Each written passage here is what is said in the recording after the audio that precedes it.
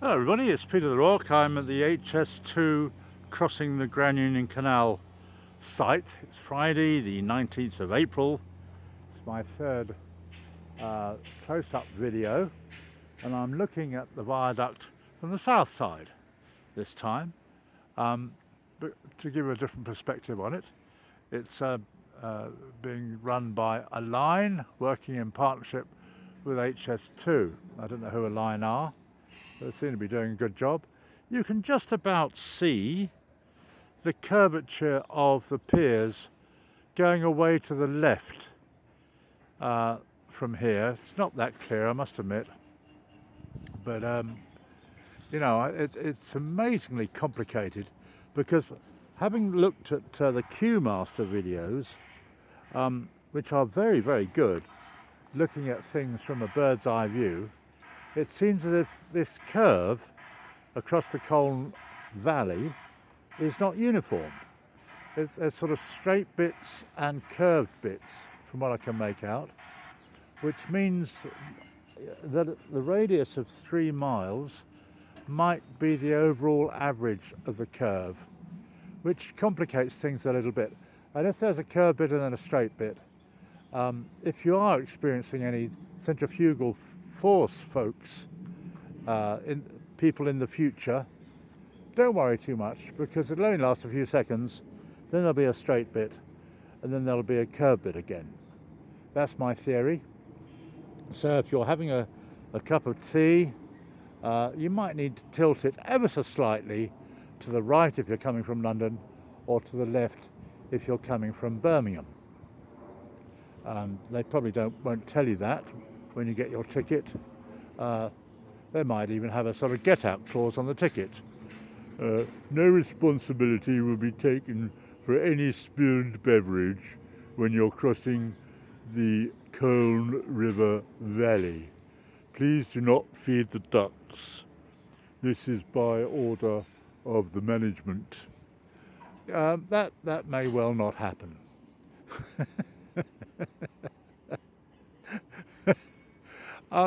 Now the roadway that connects all these piers up is there, what I can see, mainly to support the cranes, the cherry pickers, and various other vehicles that are needed to assist in the building of the viaduct.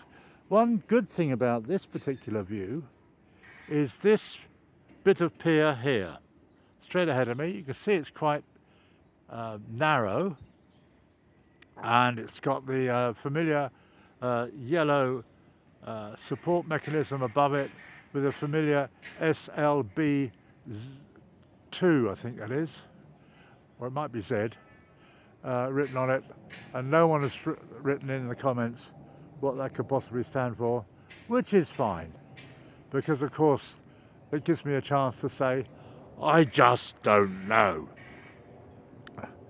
So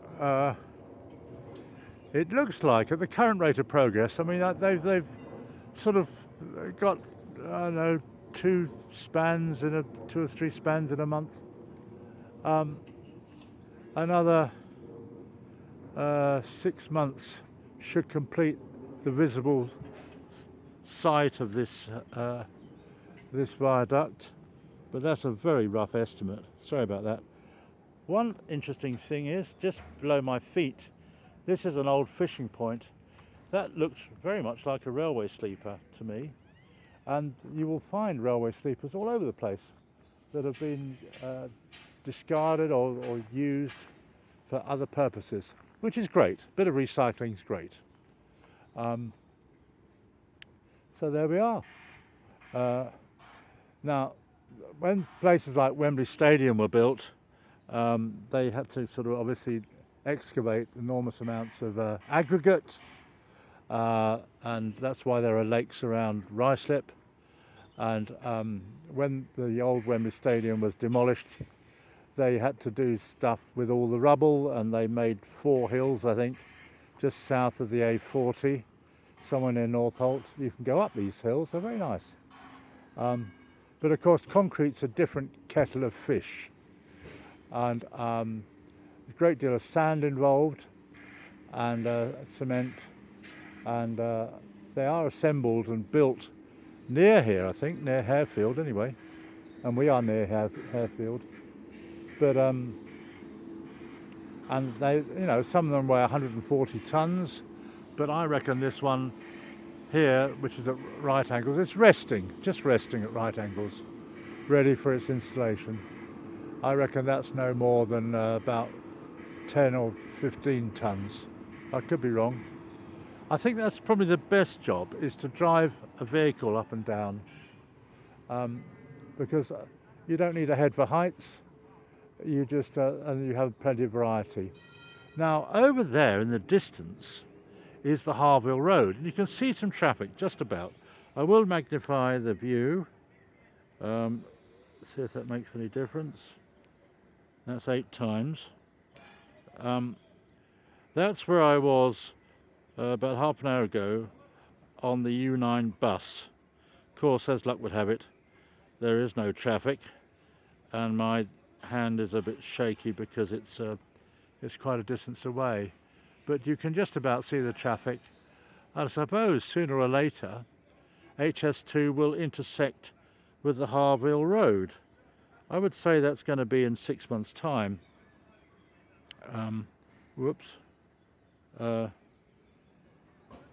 we'll see. Okay. And that'll be, you know, a joyous event. I don't even know if HS2 is going over. Oh yes, there we are, some traffic. Going over the Harville Road or under it. I suspect it's going under it, but we'll find out eventually. Well, there's a lot of clanging and banging, the usual thing. Can't hear anybody shouting anything. No one's dropped a hammer on their foot or anything exciting like that. No ducks here either. So for duck lovers, I'm afraid today is not being their best. There is a duck there in the distance, steaming,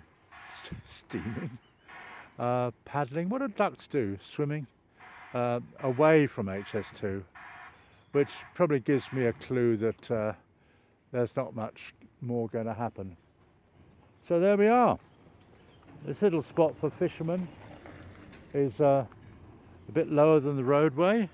Car just went by. I wonder if he pressed the button.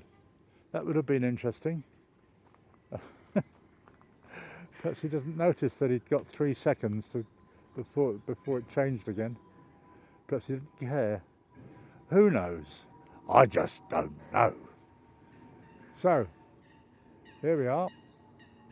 And the ducks chirp up. Anyway, I think that's enough for one day, don't you, viewers? I really appreciate you watching. It's Peter the Rock. It's Friday. It's a Friday. It's the 19th of April, and things have changed quite a bit. And you can see that for yourself. And I'll come again soon, and hopefully see this bit over this overhang bit connect up with that pier over there. Thanks a lot for watching. Peter the Rock. Like and subscribe. Cheers.